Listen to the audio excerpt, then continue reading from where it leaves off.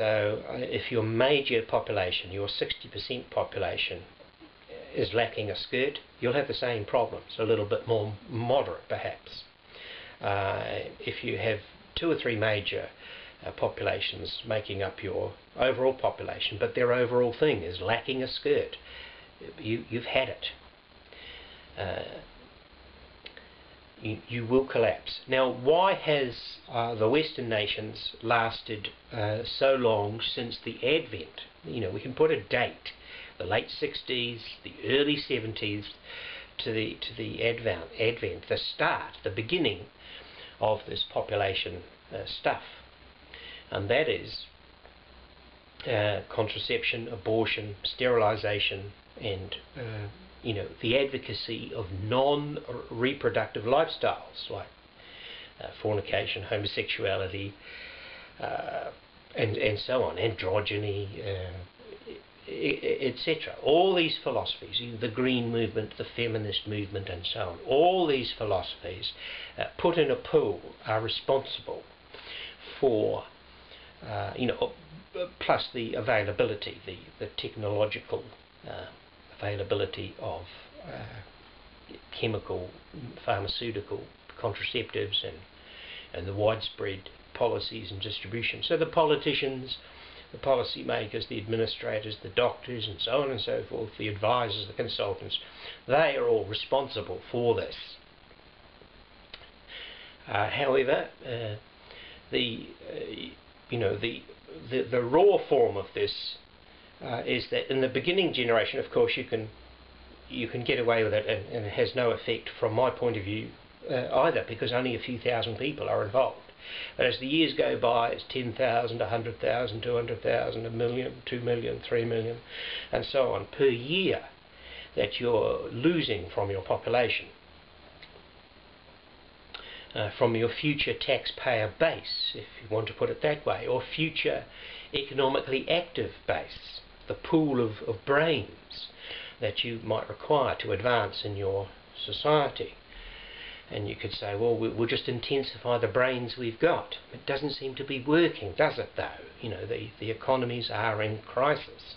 And I say this crisis is either chronic or permanent, it's here to stay, or catastrophic. It will go down just like the Soviet Union, and just like I'm predicting we will see very shortly in Japan, because it's an absolute condition. Very little immigration, and a population going absolutely down and internally down.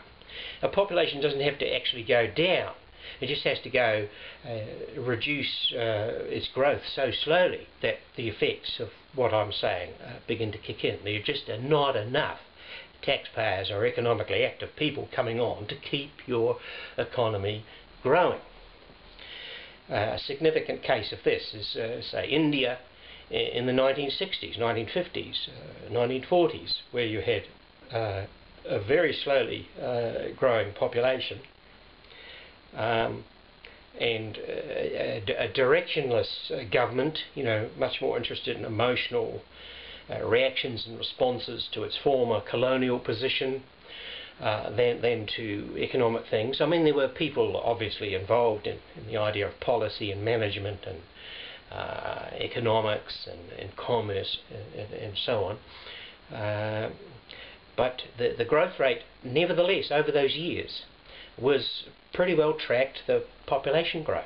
I mean, the population growth was quite small, but the economic growth was there. But it was very tiny, like 0.6 a year or something like that. But it went on year in, year out, year in, year out. What I'm saying from that example is that no matter how good, bad, indifferent your administration or the direction of a country is, you cannot fail with population growth, even if it's only some. Well, in the case of India, it was quite good.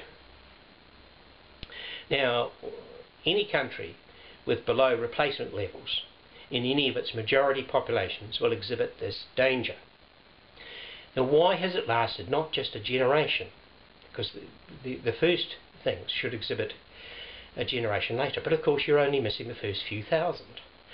and then the second and third sort of lots of thousands, the first 5,000, the first 10,000, the first 20,000 at first. So from the generation of 20 or 25, say, it stretches to 30 quite easily just from that mechanism. And then through marketing and unusually extensive credit arrangements, you can stretch that economic generation, if you like, call it an economic generation, the first generation, the contraceptive generation,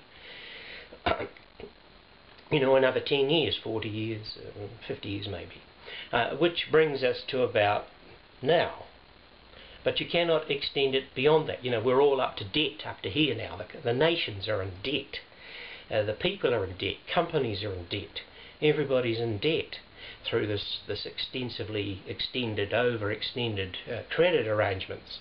And we've been sold to too much. Instead of selling to the skirt, sort of a very broad skirt and a little bit for everybody, we've all got 2 or 3 TVs and 2 or 3 digital cameras and 4 or 5, 1,000 books or something. We have way too much, more than we need. You cannot have 10 meals a day. Well, you could, but you'd be enormous. And we are enormously fat nations, and so on. And this is what we've been doing. But around this time, that's the end of it. No more marketing, no more derivatives, excitation of the market to extend it, another 18 months or 2 years or 3 years or whatever, in a top boom market and so on and so forth. You cannot extend it much more than it is now.